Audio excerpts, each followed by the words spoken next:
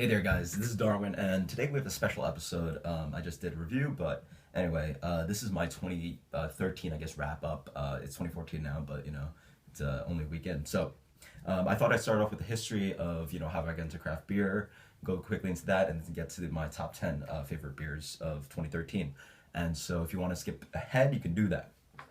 So first of all, as a history, I actually got into craft beer relatively recently. This was last year around February of 13. So I'm relatively new into this, and all the time beforehand, before I started getting to was into craft beer. I was just a simple drinker, maybe stuck to liquor and simple pilsners or light beers when I was out. Very easy kind of simple kind of drinking. And then I was always conscious of beer advocate. I'm someone that I Yelp a lot, so I do care about the quality of the restaurants I go to or certain things I do. And so I would use Beer Advocate as not a way to promise that I would like a beer, but I still agree with this opinion that the point of a rating on Beer Advocate is that you're more likely with a higher review to possibly like a beer. So let's say a 95. I'm more likely to like a 95 rated beer than a beer is probably 85. And so, in the end, we don't have enough time and money to drink every beer in the world. So, probably lean towards the beers that you more likely might like. Again, always be objective though, despite the rating. So I always cared about ratings, but I always looked at ratings somewhat, but they never influenced what I drank. And I never really liked bitter beers. My friends would, got into craft a bit before me. They would love if like a Flower Power, Arrogant Bastard, a Wookie Jack, and they're just like, let me try these beers. And I was like, oh my God, it's too bitter for me. And it really hit, everyone has a turning point. I'd love to hear your guys' turning point. And this was probably last year, almost exactly to this day. I was at a bar and I was looking around on the phone, looking at the menu, and a local bar had a special beer, Bourbon County Coffee. I was like, oh my God, that's 100. And my friend was like, oh wow, I've never seen a beer 100. The highest ABV beer I've ever had was Brooklyn Black Chocolate, and that was 10% ABV.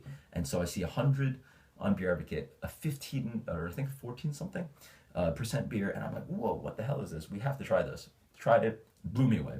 Never had a bourbon barrel aged beer. Never had so much flavor in a beer.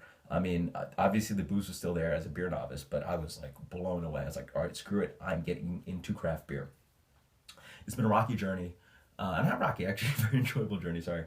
Since last February, February of 13, when I got into this. Since then, I've reviewed around almost 700 beers on Beer Advocate. I've had 116 of the 250 top beers on Beer Advocate, and 93 of the 100 of Beer Fame. Not trying to show off or anything, just trying to let you know about how my year went, what I was able to try. So able to try a lot of beers. It's been a very exciting journey. So anyway, on to the top 10. So my top 10 beers of 2013.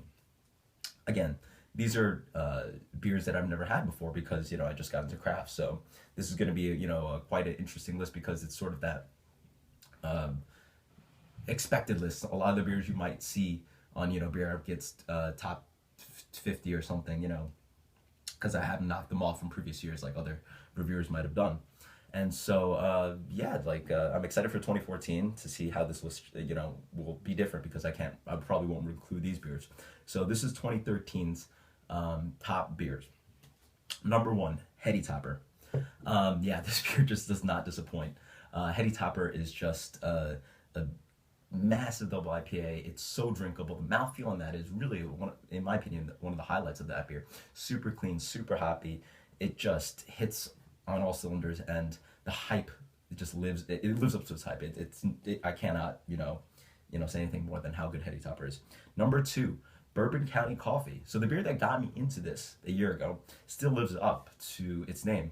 Can't complain about that beer. Bourbon County is just so good.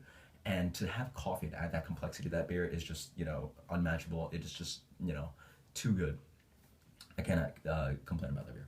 Number 3, KBS by Founders.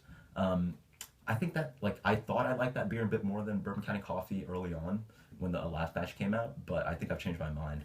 I'm excited for the new batch, obviously, but that beer I think is a bit more toned down, less bourbon barrel forward, less alcoholic, but it still has all those wonderful complexities of vanilla and chocolate and coffee. It's just such a drinkable beer. Those big, smoky, ashy flavors in there.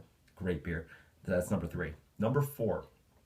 This is a beer that guys might not know about, but Funky Buddha's No Crusts. Was able to try that out in Philly Beer Week, and that is a mind-blowing beer. That is a game changer. It's No Crust, by the way, is a peanut butter and jelly brown ale, and you just drink that beer, and it is so complex. It literally tastes like biting into a peanut butter jelly sandwich wrapped around a brown ale. I mean, I cannot go on and on about how good that beer is. It is just so peanut forward. You get the jelly, you get the bread. It's mind blowing. It's such an interesting experience. If you can get that, try it out. I definitely need to try more Funky Buddhist beers.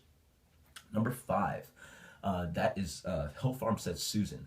I've only had 2 of their other beers, Everett and Citra, and Susan is one that blew me away. I mean, I've had Zombie Dust and some of the other great pale ales out there.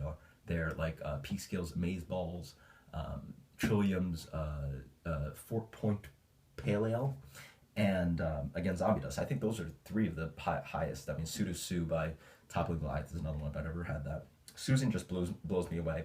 It's so hoppy, but it's so clean, and it has that wonderful hoppiness and that grapefruit flavor. I mean, Hill Farmstead just really knows how to do it, and this beer is an example. I really wanted to try more of their beers in 2014, and this beer is a reason why. So Hill Farmstead Susan. Number 6. This is a beer that people might have fly under people's radars, but number 6 is Bruery's Melange No. 3. This beer is a mix between, I think, their old anniversary old ale, Black Tuesday, and White Oak, and there's something about that beer. I mean, for people who love sweet beers, this is just where it's at. It's bourbony. It's tons of dark fruit. It's it's just super stickily, caramely, toffee sweet. I mean, people describe beers with coffee and caramel and toffee, but they do not know what they're talking about until they try Melange. It is so good. It's so big. It's so delicious. Yeah, Melange number 3 is number 6. Number 7, we have Fou Foune by Cantillon. I was able to go to a bottle share, and someone had brought a bottle from Belgium, super fresh, and that is just where a sour, I think, is at. Not that you have to cut your arm off to probably find one, because it's not like completely that crazy of a beer, but it's just so well made. The apricot flavors are so good in there, and that beautiful balance between tartness and drinkability, and the funkiness. It's just everything is in that beer. It just does everything so well, super drinkable. And I'm sitting there, I'm just like, wow, like this is just where it's at. It's not one of those beers that you're like, what is this? What is this? It's sort of that like, this is, I understand. This is like restraint and good, craftsmanship of brewing, perfect. So number 8, we have Marshall Zhukov. Yeah, this is just, I mean, I do think there are a lot of beers that really maybe could probably stand up to this beer, but Marshall's Zhukov to me is just where a non-barrel aged imperial stout is. It's just super thick. It's super complex. I mean, it just does everything you want, and Russian Imperial is one of my favorite styles. And it's not that this beer needs to be on the list. I do think that there are accessible beers that one could get, maybe like a Founders Imperial or a Stone IRS, or maybe even a Evil Twin, Even More Jesus. Just big, great beers. But Marshall Zhukov was really just the beer that I had to throw on the list. So number 9, we have Russian River's Consecration. I had this next side by side with Supplication, and those are the only 2 of the Russian River sours I've ever had. But this beer just sold me. I mean, it's one of the best sours I've ever had. I definitely prefer this to Supplication. Consecration just has that wonderful red wine character. It really just shines through. The fruits go through, the oak comes through, the complexity. It has less tartness than Supplication, I believe. And it just like, it's such a crazy beer, and it's so wine forward, and you're just sitting there like, wow, I've never had a sour like this, and it's really delicious. I have another bottle just waiting in the wings. I'm just trying to age it. So Consecration, great stuff. And to number 10, Firestone Walker's Sucaba. I was able to twice find this beer on tap. Hopefully I'll be getting a bottle of the new batch. I mean, this beer is just like pages and pages of stories written. Every sip is just more. You can say more and more about every sip. It's so much complexity with this beer. As the beer warms up, it's changing. As you take first sip to third sip, it changes. The beer moves around on you. There's so much complexity. There's so many flavors in there. It's bold. It's sweet. It's oak. smoky. It has dark fruits, it's toffee, it has everything. Definitely, I'd say it's, you know, preferable to Bourbon County's barley wine this year, but I would love to do that blind this year. So that is my top 10. And I hope you guys, you know, share your top 10 and let me know what you think about my top 10. And then to 2014, I mean, I'm just excited to have more beer. You know, probably will not be drinking as many beers as I have because, you know, I mean, I slowly just, not that I've run out of beers, but or maybe I do run out of beers. It's just that, you know, after almost 700 reviews, you have a hard time, you know, looking for more beers to try out. And not that I won't be trying out new beers, and not that I won't be revisiting classics, but, you know, 2014, I really look forward to knocking down a few more of the rarer beers off my list. Maybe, you know, going after Hill Farmstead more, going after Alpine, certain great breweries out there. And again, one of my most important goals is blind taste testing, because I really do feel that's very important to grow your palate and really show you what you really want to look for in a beer.